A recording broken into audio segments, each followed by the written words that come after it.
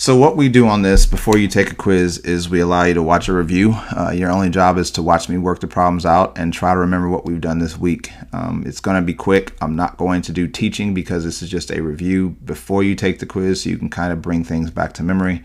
Remember that this class is designed to help you prepare for Algebra 1 next year. It's not supposed to be a class that you fail. With that being said, you can fail if you don't do your part to succeed, so please try your best to remember what you can. You don't have to get A's on everything to pass a class. You have to get that out of your head. A lot of students, they don't get an A, they think they're stupid. That's not the case. 60% is what you actually need in high school to pass. That's about half. So if you can get half of the information that you're supposed to, you're at least dangling around passing. The issue with students is whenever they end up with 30% grades and 20% grades, because that's not even close to half.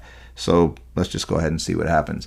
So remember that when it says simplify each problem and show your steps for credit, it means that if you skip a rewrite step that it costs you points. I'll go over that as I go over it, but just show everything like what you have when we've been practicing or what you've seen in the notes, because what we do in the notes is what you should be doing in terms of the quiz.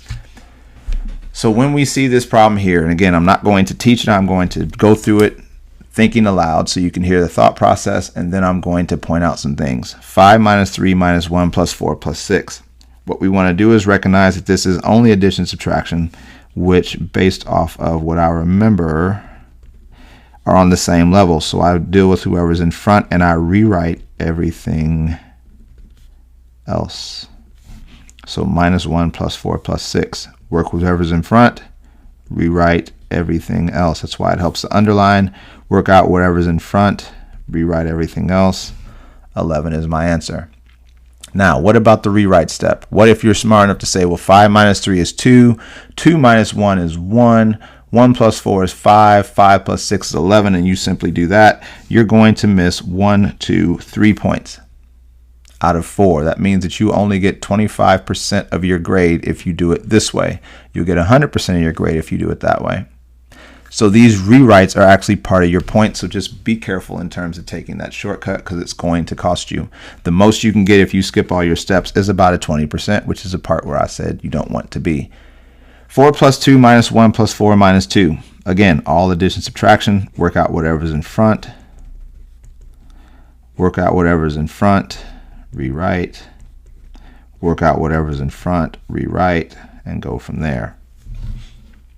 Just make sure you bring this back to memory. Remember, this is not a lesson. This is something to help you remember.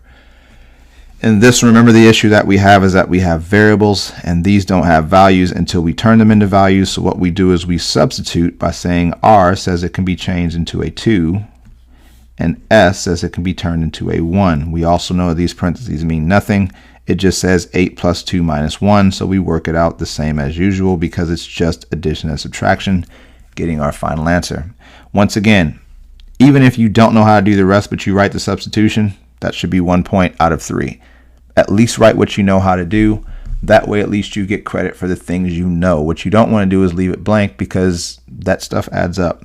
G minus E plus F. Again, this is another problem that you don't want to get intimidated by. That's your problem, but these are the values that go with it. So you simply say, well, G is 6. E is 3. And then F is 5. With that being the case, this just says 6 minus 3 plus 5, so work out whatever's in front. Remember, we don't need to write that other parentheses because it's not really doing anything, and 3 plus 5 is 8. Take your time on your addition. Use your fingers. Use dots. So again, if I'm doing 3 plus 5, you don't need to put 3 dots and 5 dots because you can count. What I would do is take the smaller number and put that number of dots down, and from this bigger number count up. So 5, 6, 7, 8, that's where I am. Whatever it is, it's not nearly as bad as what you think it is. You just need to just try it out and see over time that you actually get better. There is long addition on this. Remember, you are going to have to do some sort of work on this. And again, this is what we're grading. We're not looking to see if you can get the answer. We're looking to see if you can show us that you know how to find the answer. So remember, in long addition, you start from the right side. 3 plus 9 is 12. Carry the 1. 7 plus 1 is 8. 8 plus 4 is 12. The answer should be 122. Don't try to get over. This is all trying to make you stronger. So make sure you're actually doing it the right way. Trying to learn it the right way so you can actually get better before this stuff gets tough. 85 minus 37. Remember that we line it up like this. The problem is we can't do 5 minus 7. So remember what we have to do is say, well, 5 is smaller than 7, so we turn our 8 into a 7, and we take that 10, adding to 5, turn this into 15.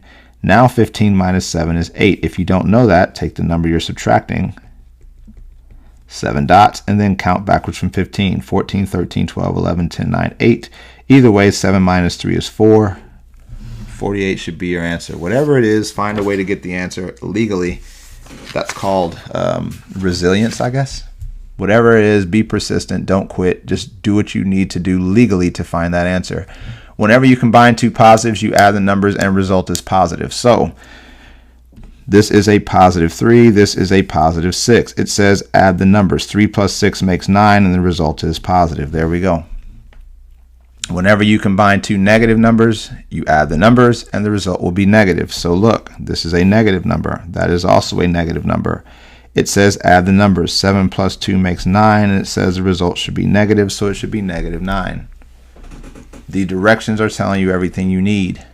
Read it and make sure you follow them, because it's not like we're throwing them out there and then, mixing you up. We're giving you what you need to know for that answer. Whenever you combine two numbers with different signs, you subtract the numbers, which means bigger minus smaller, and the larger number gets the sign. Okay. These two numbers have different signs. So it says we subtract the numbers bigger minus smaller, so 6 minus 4 is 2. And then it says the larger number gets the sign. Well, 6 is bigger than 4, so it means it'll be a positive 2. These two numbers have different signs. So it says you subtract the numbers. 10 minus 5 is 5. And the large number gets the sign. Well, 10 is negative, so it should be a negative. These two numbers have different signs, so we subtract them because that's what it says. 8 minus 2 is 6, and the bigger number gets the sign, so it's a positive 6.